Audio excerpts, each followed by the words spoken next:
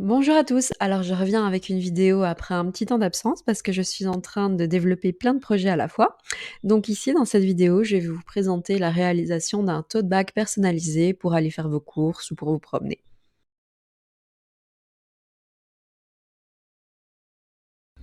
Au sommaire, comme d'habitude, le matériel et ensuite les étapes. Vous trouverez ici tout le matériel dont vous aurez besoin, n'hésitez pas à mettre cette vidéo sur pause le temps de tout noter.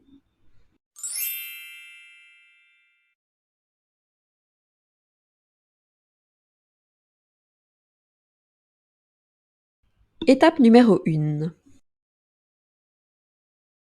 Créer le design à imprimer. Pour créer votre design, vous pouvez utiliser soit un logiciel spécialisé, soit simplement Word. En faisant le design, vous pouvez mettre des éléments de dessin ou vous pouvez évidemment utiliser également une photo selon votre choix. Étape numéro 2.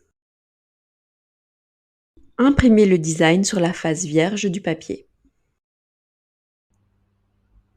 Pour l'impression, choisissez un format PNG ou PDF sur l'imprimante. Mettez bien votre design de manière à ce qu'on le voit correctement sur l'image.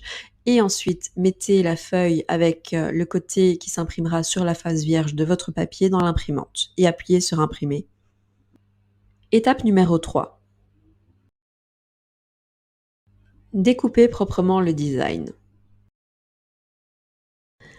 Alors, pour les plus chanceux d'entre vous qui ont une machine Cricut, ce sera super facile, mais sinon pour les autres comme moi, la bonne vieille technique des ciseaux marche très bien, donc n'hésitez pas à découper proprement votre dessin pour éviter le plus de zones blanches possible.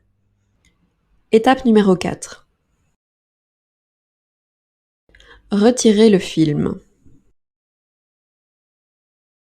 Alors, selon les types de papier, vous devrez peut-être, faire une impression miroir ou pas. Donc moi, j'ai pris un papier sans impression miroir. Donc il suffit de retirer le film du dessous et ensuite de positionner correctement, le film sur lequel on a fait l'impression sur la surface, où l'on veut positionner le dessin. Étape numéro 5. Placer l'image sur le sac et ensuite le recouvrir d'un papier sulfurisé en vue, du repassage.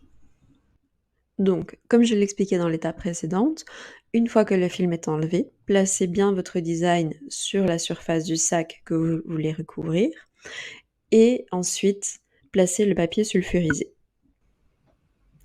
Il faut que le papier sulfurisé recouvre bien tout le dessin. Soit vous en aurez un qui sera fourni dans la pochette de papier transfert que vous aurez acheté, soit si vous n'en avez pas reçu, c'est du papier sulfurisé simple comme on en utilise en cuisine. Choisissez ensuite un programme sans vapeur sur votre fer et passez le fer sur toute la surface du dessin en insistant sur les coins.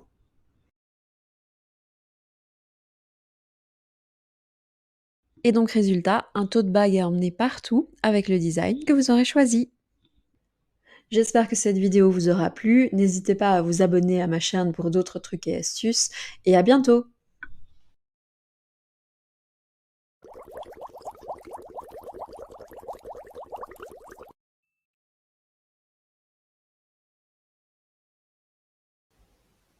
Merci à tous d'avoir écouté ma vidéo.